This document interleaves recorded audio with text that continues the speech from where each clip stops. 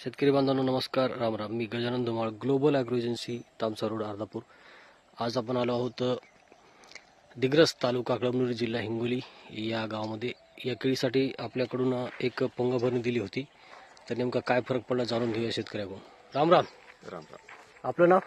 लखन मंजाजी गोरे. लखन मंजाजी गोरे. दरवर्षी आपण केळी घेतो, यावर्षी केळी घेतल्यात.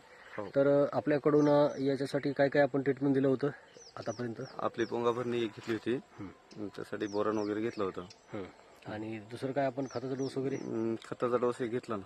हां, आपल्या माध्यमातून आपल्या माध्यमातून एक घेतला नाही. सुरुवातीचा नव्हता की होता? नव्हता आपला तर नव्हता. आपण दिली होती पोंगा भरणी. पोंगा भरणी आपली पोंगा भरणी होती, खताचा डोस आम्ही टाकला होता. तुम्ही टाकला, बरोबर. तर दरवर्षी आपण पोंगा भरणी घेता का? हो घेतो, पण तेवढा रिझल्ट नाही दरवर्षीपेक्षा वर्षी थोडा बेटर आहे. आता आपल्याकडून जे पोंगा भरणी दिली होती, तर त्याच्यामध्ये काय फरक जाणवला?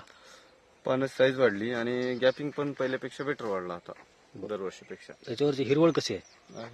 हिरवळचं टिकून आहे बघा दरवर्षी, कारण या दिवसात थोडं हे होते, डोळे पण येते. आता मग आमच्या शेजारी आहेत ना प्लॉट.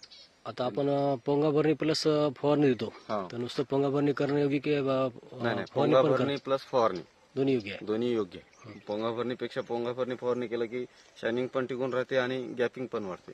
गॅप कसा वाटला बघा? गॅप नंबर 1 वाढला. हे बघा गॅप किती फुटाचा गॅप दिसते? आपण जवळपास 1 फुटाचा पडलेला आहे 15 दिवसात. 15 दिवसामध्ये 1 फुटाचा गॅप. तुम्हाला म्हणलं होतं आपण 1 फुटाचा गॅप पडते. 1 फुटाचा गॅप पडला. आणखी एक पोंगा भरणी याची राहिलीच बाकी, एक बाकी राहिली त्या औषधापैकी. त्या औषधापैकी. तर अजून एखादं झाड बघूया कुठे कुठे.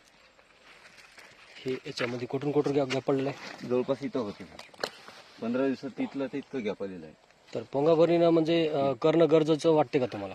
हो ना, पोंगा भरणी केलेलं उत्तमच राहील. उत्तम राहील. आता मार्केटमध्ये अनेक जण पोंगा भरणी देतात, तर त्या पोंगा भरणीचा रिझल्ट कसा वाटते आणि आपला काय वाटते नेमका? हे बघा, हे बघा. हे बघा, त्याच्यावर लालसर कलर आला का? हा बेटर आला, पहिले परता जास्त आला. मार्केटमध्ये आता तुम्ही अनेक पोंगा भरणी घेतो आपण विविध प्रकारच्या. दरवर्षीपेक्षा आमचं तर आम्हाला बरं वाटलं सध्याचा रिझल्ट. दुसऱ्या पोंगा भरणीपेक्षा रिझल्ट? हा, दुसऱ्या पोंगा भरणीपेक्षा रिझल्ट यावर्षी बेस्ट आहे. कारण आम्ही दरवर्षी करतो इतका फास्ट रिझल्ट दाखवलं नाही. दाखवते रिझल्ट माझा थोडा दमानं स्लोली दाखवते. स्लोली. याच्यामध्ये आपण जे औषधं दिलो ती देण्याची पद्धत आणि आपण घेतलेली याची काळजी पद्धत एकदम ओके आहे का? हा, एकदम 1 नंबर आहे. कारण त्याची पद्धत कशी, दुसरीची पद्धत डायरेक्टच होती. डायरेक्ट हे करा. आपली पोंगा भरणी आणि फवारणी असल्यामुळे कसं त्यांना पूर्णपणे भेटायला, झाडाला वरती शेंडा ते बुडापर्यंत पूर्णपणे पूर्ण त्याला औषधं मिळाली त्याच्यामुळे.